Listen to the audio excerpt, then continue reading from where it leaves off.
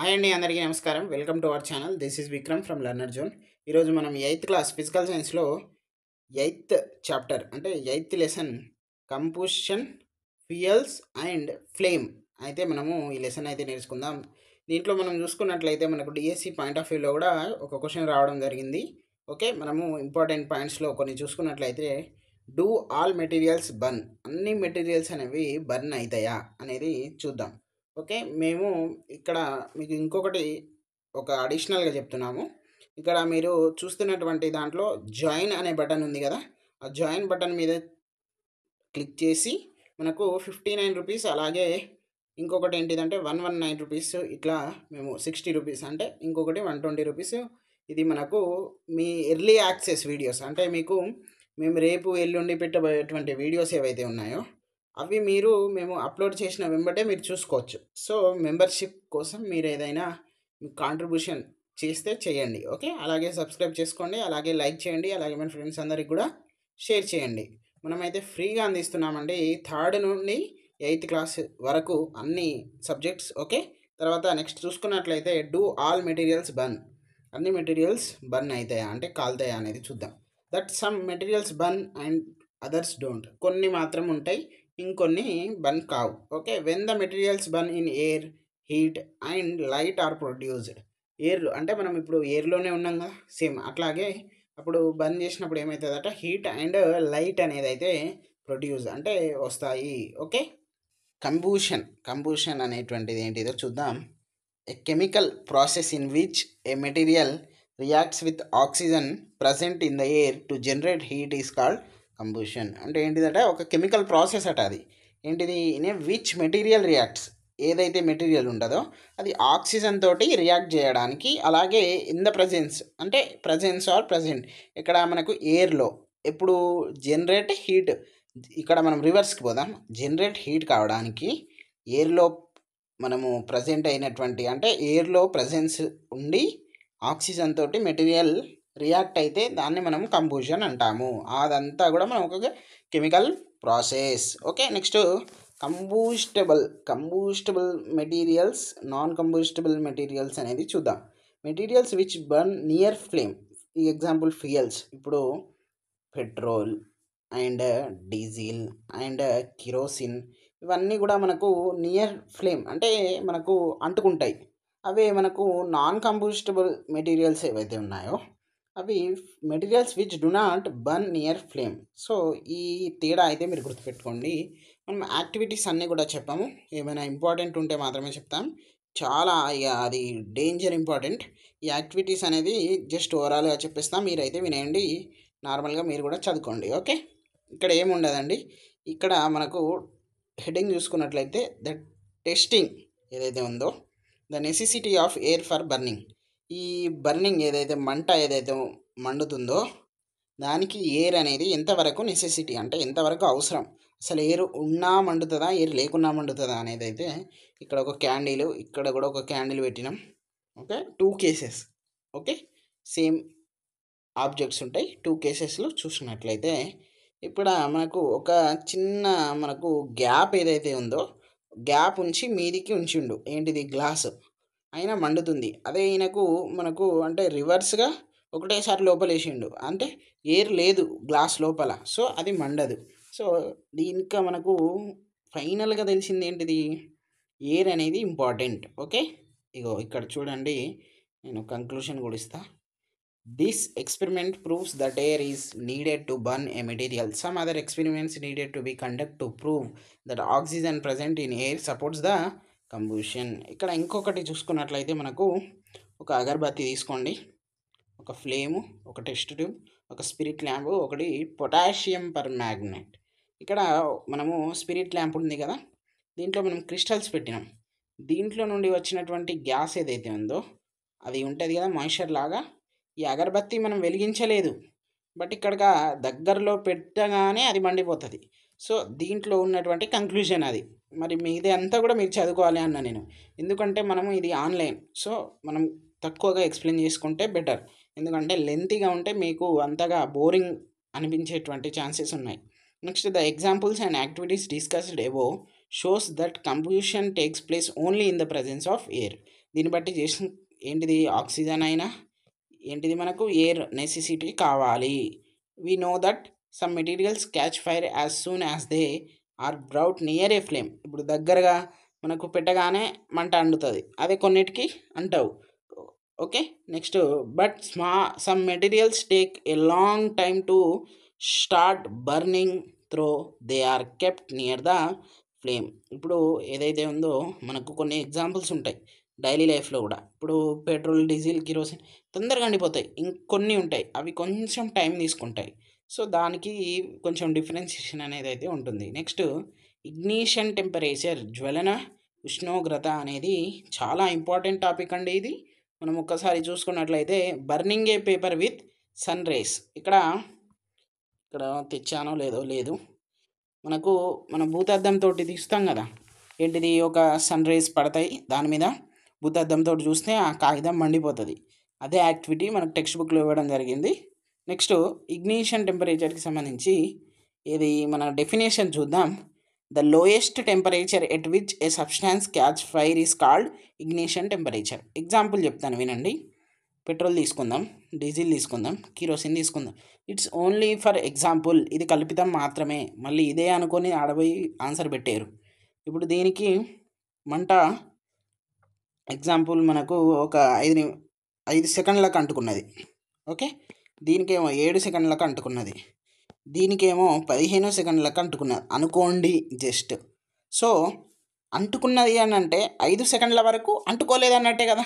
Petrol 5వ సెకండ్కి అంటుకున్నది అంటే సేమ్ అట్లాగే ఒక టెంపరేచర్ ఏదైతే ఉందో ఆ టెంపరేచరు, ఇప్పుడు ఇది 5 టెంపరేచర్ ఉంటుంది, అక్కడ అంటుకున్నది పెట్రోల్ అంటే దాని యొక్క ఇగ్నిషన్ టెంపరేచర్ ఎంత 5, దీని ఎంత 7, దీనిది 15. మీకు అర్థమైనట్టే అనిపిస్తుంది, అర్థమైంది. Okay, ignition temperature different for different substances. ఇప్పుడే నేను చెప్పాను ఒక ఎగ్జాంపుల్ పీడీకే.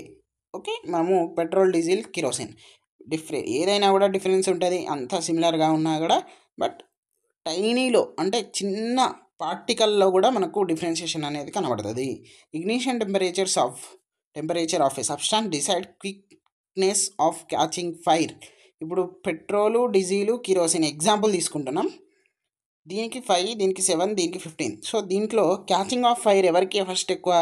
దీనికే, పెట్రోల్కే. సో దానికి కూడా మనము ఇగ్నిషన్ టెంపరేచర్ అనేది డిసైడ్ చేస్తుంది. నెక్స్ట్ ఇక్కడ నోట్ ఒకటి చూసుకున్నట్లయితే, the substance which have very low ignition temperature and easily catch fire are called inflammable substances. వాటిని మనం ఏమంటామట? ఇన్ఫ్లేమబుల్ సబ్స్టాన్సెస్ అంటాము. ఎగ్జాంపుల్ ఇప్పుడు మనం మాట్లాడుకున్నాం కదా, పెట్రోల్, ఆల్కహాల్, ఎల్పిజి. ఓకే, తర్వాత ఇక్కడ ఎల్పిజి అంటే ఏంటిది? Liquefied petroleum gas. మీరు కరోనా టైమ్స్లలో మేము చేసినటువంటి ఒక ఘనకార్యం చెప్తా. కరోనా టైమ్స్లలో మనం శానిటైజర్ వాడినాం. ఆ శానిటైజర్ని మేము ఏం చేసినామంటే, మా దాంట్లో మా ఇంటికాడ కిరోసిన్ లేదు, పెట్రోల్ లేదు, డీజిల్ లేదు, దాంతో మంట పెట్టినాం. అట్లా మనము అంటే అది కూడా one type of alcohol. So మనము శానిటైజర్ కూడా చాలా జాగ్రత్తగా వాడాలి, జాగ్రత్త టైమ్స్లోనే వాడాలి. అది రాసుకొని మనం పోయి చలి కాస్తా అని అంటే చేతులు కాలుతాయి. సో జాగ్రత్త. నెక్స్ట్ టైప్స్ ఆఫ్ కంపోజిషన్ చూసుకున్నట్లయితే, ఇక్కడ మనము a mixture of antimony trisulphide, potassium chloride and white phosphorus with some glue and starch was applied on the head of a matchstick. Matchstick ఉంటుంది కదా, దాని మీద కొంచెం మనకు బ్లాక్ లాగా ఉంటుంది కదా, మిగతాదంతా స్టిక్ లాగా ఉంటుంది కదా. అది ఏదైతే బ్లాక్ ఉందో ఆ బ్లాక్లో ఇవన్నీ ఉన్నాయి. ఏంటి antimony trisulphide, potassium chloride and white phosphorus, తర్వాత గ్లూ అండ్ స్టార్చ్, ఇవన్నీ దాని మీద ఉండి దాన్ని మనం తయారు చేస్తాం. తర్వాత కొన్ని రోజులకు ఏమవుతుంది అంటే, అది ఒక డేంజర్డ్ కాబట్టి దాంట్లో మనకు ఏం తీసేసిర్రు, కొన్ని పదార్థం ఏదైతే ఉన్నాయో అవి తీసేసిర్రు. ఎగ్జాంపుల్ వైట్ ఫాస్ఫరస్ అనేది తీసేసిర్రు. ఓకే, ఇప్పుడు ఉన్నటువంటి దాంట్లో వైట్ ఫాస్ఫరస్ లేదు. ఇప్పుడున్నటువంటి దాంట్లలో యాంటిమోనీ ట్రైసల్ఫైడ్, పొటాషియం క్లోరైటే ఉంది. ఓకే, నెక్స్ట్ ఇప్పుడు మనము ఏదైతే ఇక్కడ చూస్తున్నాం కదా మ్యాచ్ బాక్స్కి గర్క్ రఫ్నెస్ ఉంటుంది కదా, అది రఫ్నెస్ ఏం చేస్తుందంటే ఇది ఏదైతే మనకు బ్లాక్ చేస్తాం కదా హెడ్ లాగా, ఇది దాని మీద రఫ్గా చేసినప్పుడు అంటే స్క్రాచ్ చేసినప్పుడు అది మంట అంటే దానికి అది రియాక్షన్ అయ్యి ఆ రఫ్నెస్ తోటి ఏవైతే ఉన్నాయో ఈ మిక్చర్ ఉంది కదా, ఈ రియాక్షన్ అయ్యి అది అగ్గిగా అంటే మనకు ఒక ఫ్లేమ్గా వస్తుంది. Okay.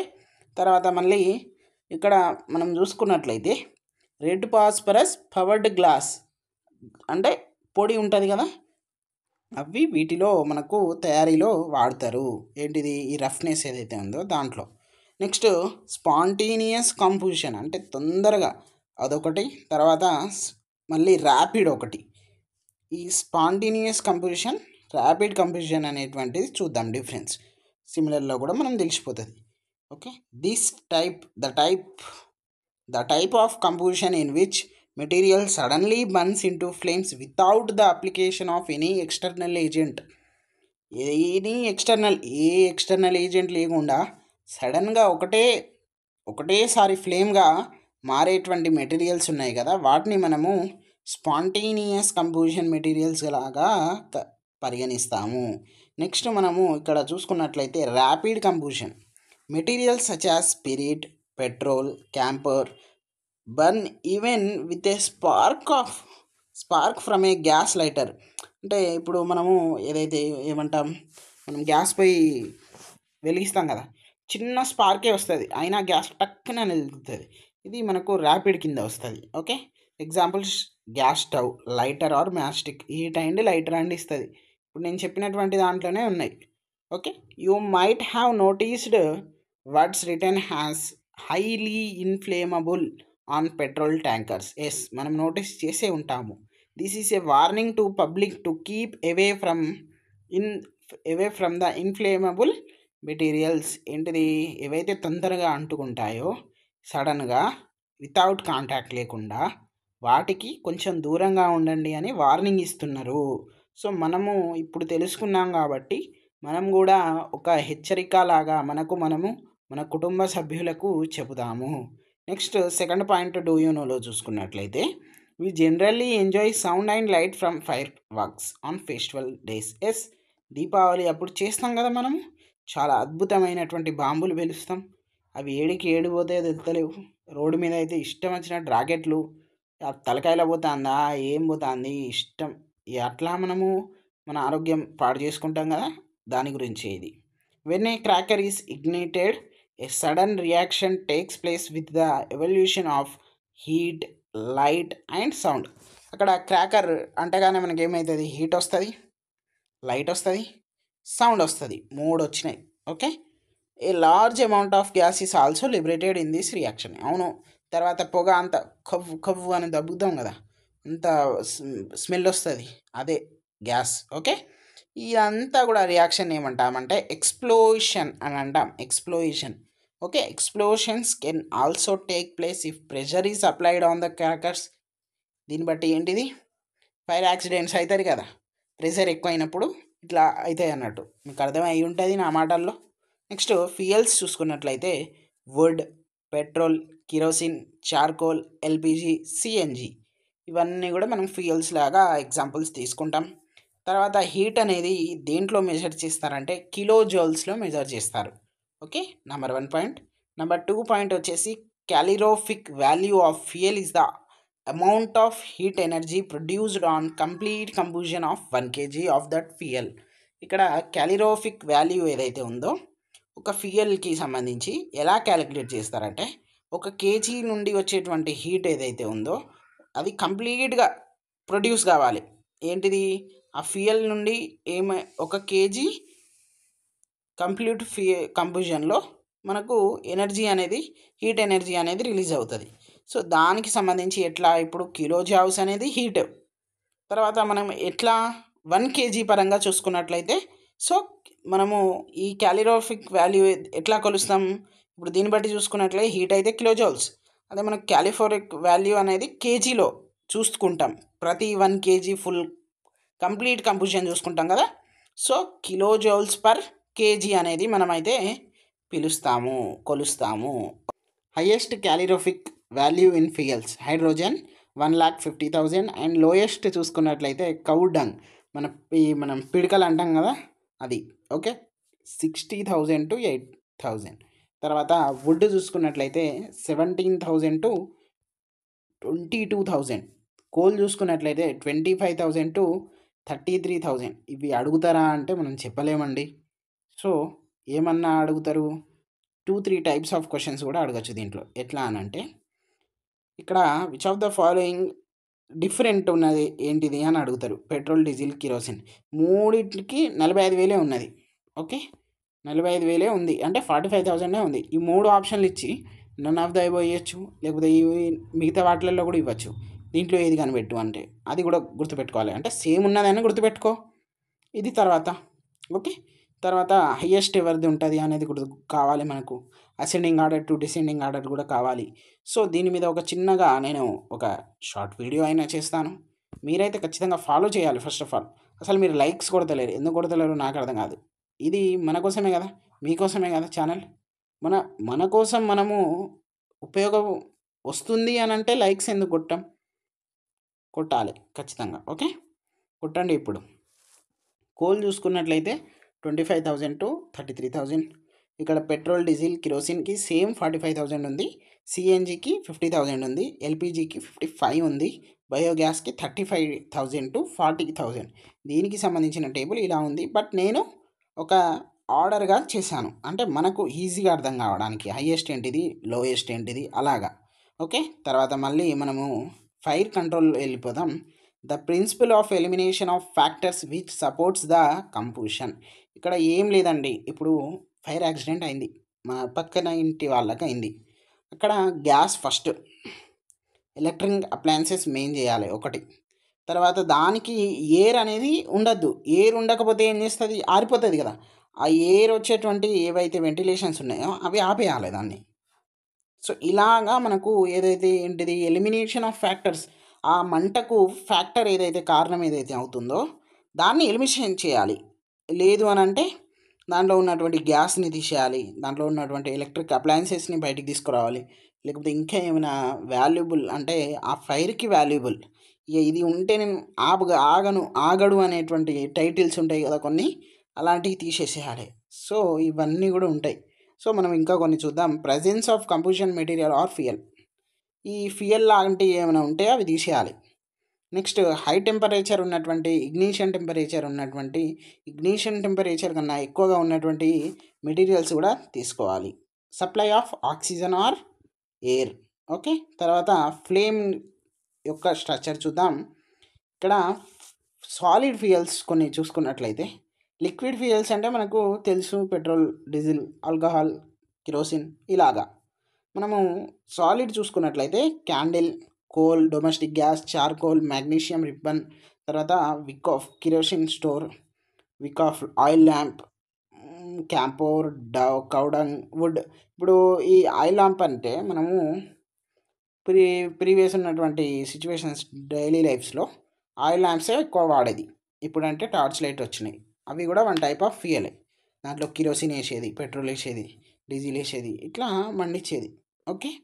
A fuel catches fire immediately if it is in the form of gas. ఒకవేళ గ్యాస్ ఫామ్లో ఉన్నది అనుకో, కుకింగ్ గ్యాస్ ఉన్నది, టక్కున చిన్న మెరిపేసుడుతోటే లైటర్ తోటి పక్కన కాలిపోతుంది. సో, అలాగా ఉంటుంది అన్నట్టు.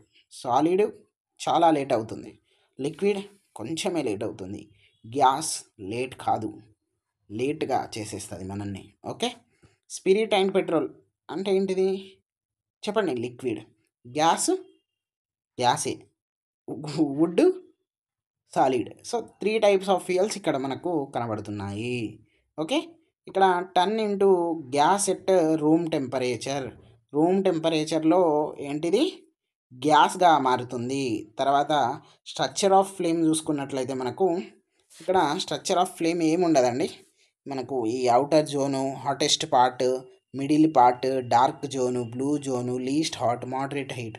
ఇక్కడ మీరు గమనించండి, ఎప్పుడైనా కూడా కొన్ని మన మ్యాజిక్ షోస్ నడిచినప్పుడు మీద నుండి కట్ చేయరు, కింద నుండి కట్ చేస్తారు. ఎందుకు? ఇక్కడ మంట తక్కువ, ఇక్కడ కొంచెం ఎక్కువ, ఇక్కడ చాలా ఎక్కువ, అలాగా. సో, మనం కొన్ని సైన్స్ పరంగా చూసుకున్నట్లయితే ఈజీగా అర్థమవుతుంది. ఓకే. ఇక్కడ డూ యూనో చూసుకున్నట్లయితే a candle is mainly a source of light but heat is also released. మనం లైట్ కోసం వాడితే అది హీట్ కూడా వస్తుంది. 1 + 1 offer. A candle is made up of wax in which a thick thread is inserted. ఒక thread అయితే ఉంటుంది ఇగో ఇలాగా, అవునా? ఓకే. నెక్స్ట్ మళ్ళీ ఇక్కడ చూసుకున్నట్లయితే మనము wax in the candle melts when it is lighted by a match stick. అది మనం ఎప్పుడైతే లైట్ చేస్తామో దాన్ని వెలిగిస్తామో అది మెల్ట్ అవుతుంది. Okay. A little of the wax forms vapor. This vapor combines with oxygen in the air to form flame. The heat of the flame melts more wax from the top of the candle. అది melt ఎందుకు అవుతుందంటే ఇగో ఇలాగా ఏంటిది oxygen తోటి burn అవుతుంది. ఇందులో మనకు ఏంటిది ఎయిర్ సమక్షంలో, in the presence of air. తర్వాత అది చాలా మెల్ట్ అవుతుంది మెల్లమెల్లగా. ఎందుకు? హీట్ ద్వారా. హీట్ ఏదైతే ఉందో అది మెల్ట్ చేస్తుంది. ఓకే, గుర్తుపెట్టుకోండి దాంట్లో ఉన్నటువంటి principle. The heat of the flame melts more wax from the top of the candle. The liquid wax moves upward through the thread. It also changes to vapour when it reach the top of the wick and burns with the flame. అది ఎట్లాగైతే మండుతుందో అలాగే కింద కారుతూనే ఉంటుంది, అది మీద వెలుగుతూనే ఉంటుంది. Okay. తర్వాత ఇదొకటి మనకైతే ఒక చిన్న యాక్టివిటీ ఉంటుంది. ఇది ఒక్కటి మీరు నార్మల్గా నేర్చుకున్నా పర్వాలేదు, ఏముండదండి. ఒకటి మనం ఇక్కడ చూసుకున్నట్లయితే క్యాండిల్ ఫ్లేమ్ ఉంటుంది. ఓకే. ఇక్కడ ఎల్లో జోన్ ఏదైతే ఉందో దాన్ని మనము దాని దగ్గర ఒక చిన్నగా ఇగో ఇది స్లైడ్ ఉంది కదా, ఇది అక్కడ పెట్టాలి. అక్కడ పెట్టినప్పుడు ఏమవుతుంది, ఈ మంట ఇది బ్లాకిష్ సర్క్యులర్ రింగ్ అనేది ఫామ్ అవుతుంది. సో అది ఏం ఇండికేట్ చేస్తుంది అంటే deposit of unburnt carbon particles present in the luminous zone of flame. Incomplete combustion takes place in this zone. దాంట్లో ఇన్కంప్లీట్ ఉంది అంటే కంప్లీట్ అయితే మండిపోతుంది. అర్థమైపోయింది కదా. సో అలాంటి యాక్టివిటీస్ అయితే మన దగ్గర ఈ టెక్స్ట్ బుక్లో ఉన్నాయి. సో మీరైతే ఖచ్చితంగా ఆదరిస్తారు, మాకు సపోర్ట్ చేస్తారు. మా యొక్క క్లాసెస్ మీకు నచ్చుతున్నాయి, వ్యూస్ అవుతున్నాయి, ప్రాక్టీస్ కూడా చేస్తున్నాం. మేము టెట్కి సంబంధించినటువంటి ప్రాక్టీస్ బిట్స్ పెడుతున్నామండి. మీరు ఎవడో చూడట్లేదు, అసలు ఎవడు నిజంగా అసలు నాకు గమ్మద అనిపిస్తుంది. ఇంత మంచిగా free material, free bits, free videos అందిస్తే ఎందుకు చూడరు? వేలు మనం కోచింగ్ సెంటర్లకు పెడతారు. కొంచెం సపోర్ట్ చేయండి, లైక్ చేయండి, అలాగే మన ఫ్రెండ్స్ అందరికి కూడా షేర్ చేయండి. Please do like, share and subscribe our channel learner zone. Thank you.